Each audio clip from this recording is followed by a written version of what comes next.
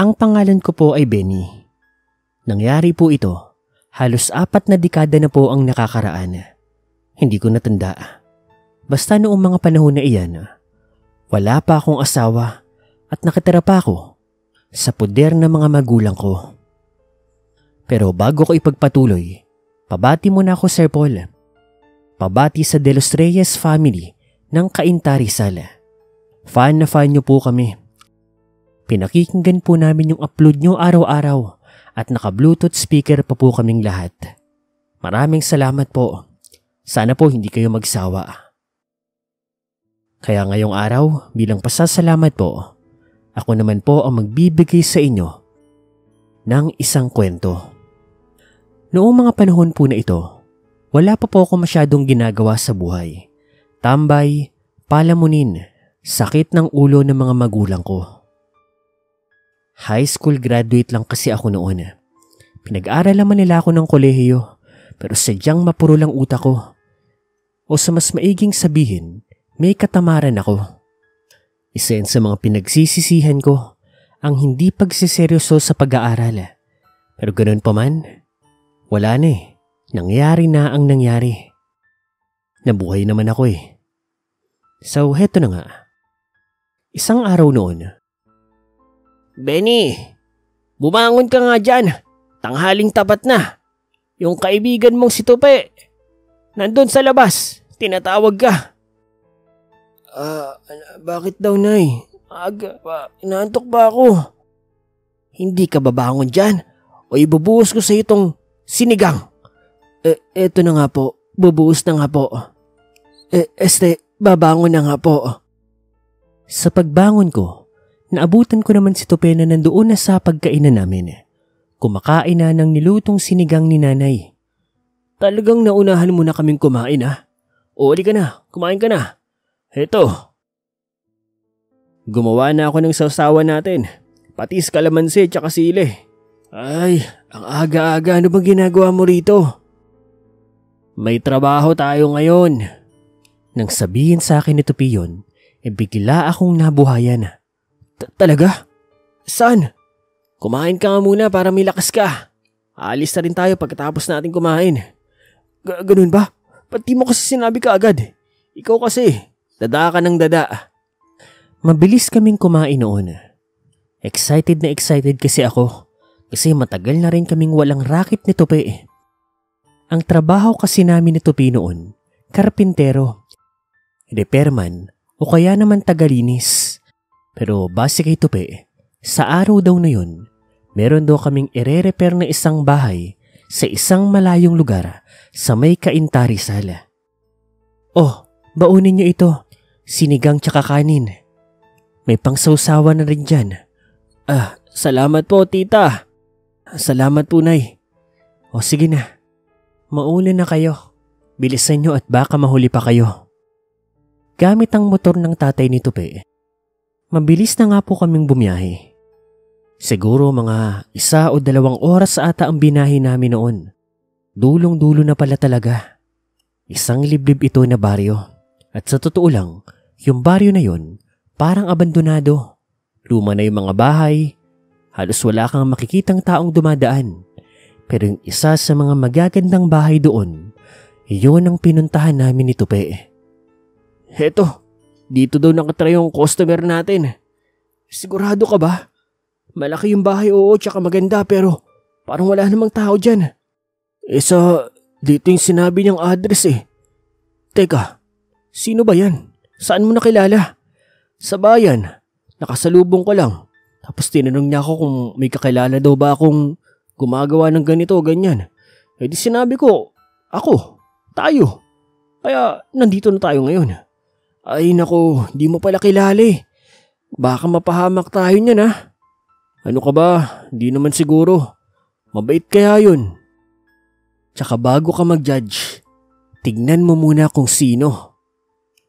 Magsasalita pa nga sana ako nang biglang bumukas ang malaking pintuan at nagulat na lang ako sa taong iniluwa nito. Isang dalaga. Isang malaanghel na dalaga.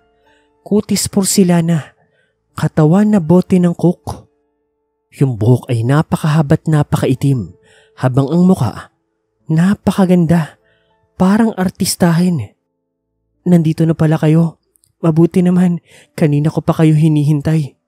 Natameme kaming dalawa ni Tupi. Ang ganda-ganda kasi talaga ng babae. Bakit hindi mo sinabi na ganito kaganda yung customer natin?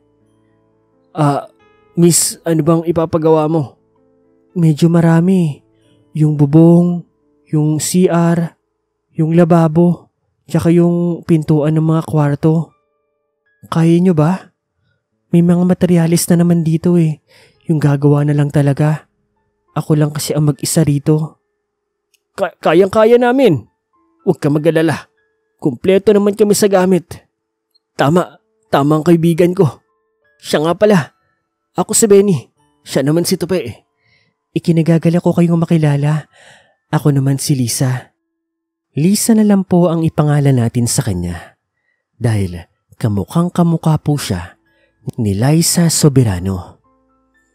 Sa pagpasok po namin, agad naman kami nagsimulang magtrabaho. Kinuha ko na ang trabaho sa bubong. Si Tupi naman ang nagtrabaho sa banyo. Totoo ang sinabi ni Lisa. Kumpleto na nga ang mga materyales doon. Dahil doon ganadong-ganado naman kami ni Tupi. Kasi mayat mayari ng bigay ng merienda ni Lisa.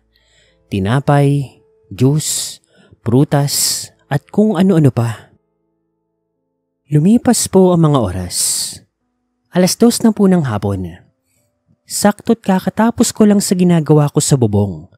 Samantalang si Tupi naman, tapos na rin sa banyo. May natitira pa. Yung mga pinto, pati yung lababo. Oh, magpahinga muna kayo. Nagluto ako ng pananghalian. Hala, totoo ba? Nakakahiya naman. Pinabauna naman kami ng nanay ko. Wag na Lisa, sobra na yung mga meriendang binigay mo. Ano ba kayo? Mas masarap kumain kapag bagong luto.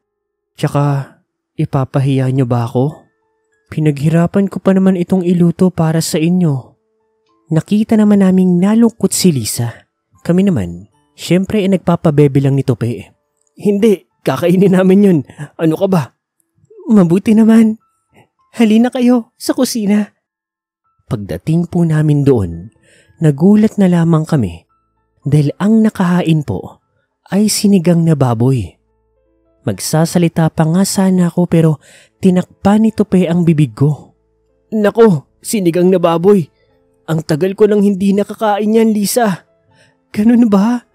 Nako, mabuti itong niluto ko. Sana magustuhan nyo. Napakamot na lamang ako sa ulo. Napakagaling talaga mambola nito ni Tupi. Umupo na kami doon sa pagkainan. Si Lisa naman, binigyan na kami ng mga kutsara, tinidor, plato, baso, tubig. Hinainan niya na rin kami ng mainit-init pang kanin. Tapos inilapit ang umuusok-usok pang sinigang na baboy. Sa totoo lang, yung sinigang ni Lisa, sa itsura pa lang, alam mong malayong-malayo na sa niluto ng nanay ko. Paano ko nasabi? Kumpletos ricados ang sahog, gulay, napakaraming karne, napakaraming sabaw. Samantalang yung kay nanay, oo masarap naman, pero alam mo yung tinipid? Agad kami nagsandok ng kanin. Kanya-kanya rin kaming sandok ng sabaw, karne. Pero para ka akong may kulang. Lisa, meron ka bang kalamansi, sili, pati patis? Naku, yun lang. Wala akong kalamansi, sili at patis. Meron. Pwede na yan. Kumuha sa kusina si Lisa ng patis pati sili. Siyempre pati platito. Tapos doon inabot niya ito sa amin. Nako, sandali. Kukuha lang ako ng yelo.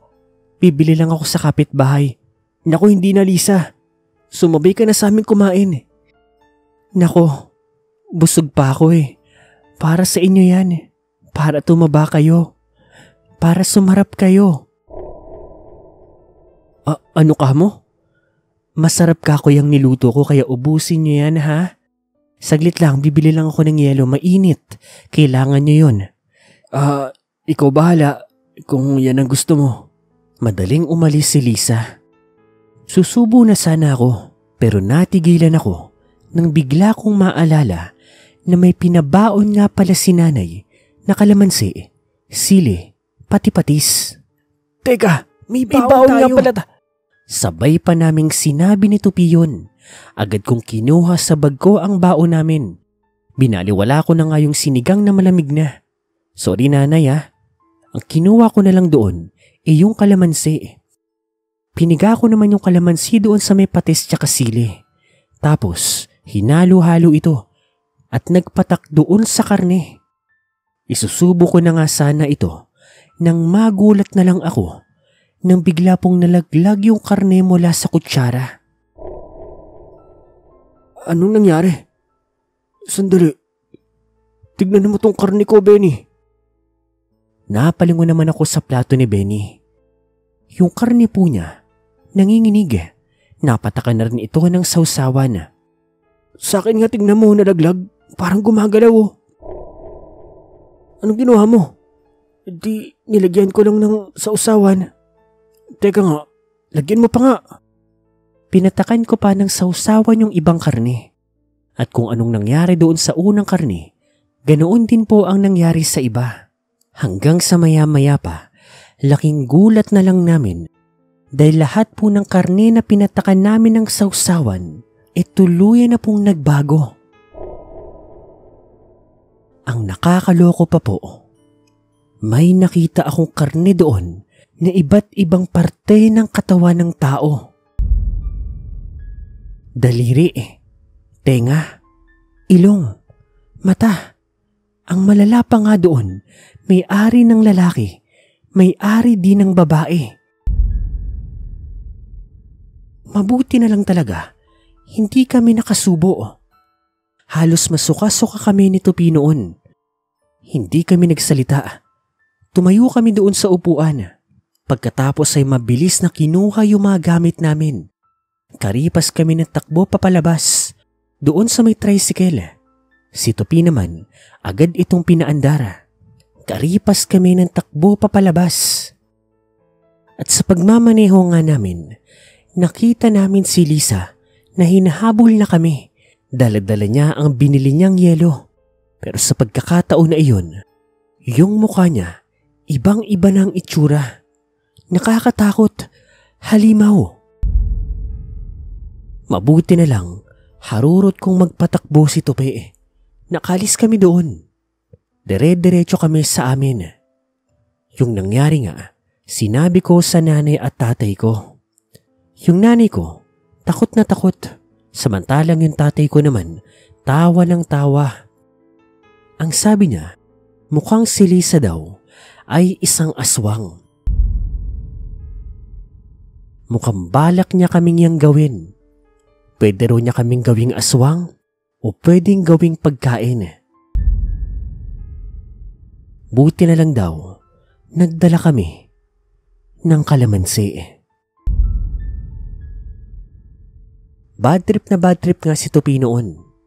Pero nawala ang inis niya nung ipakita ko sa kanya yung napulot ko doon sa loob ng bahay ni Lisa. Habang tumatakbo kasi kami, aksidente kong nakita ang pitaka niya. At dahil nagtrabaho naman kami sa kanya, kinuha ko ito. Buti nga sa kanya. Tawa kami ng tawa noon pagkatapos. Salamat na lang talaga dahil meron kaming baon na kalamansi.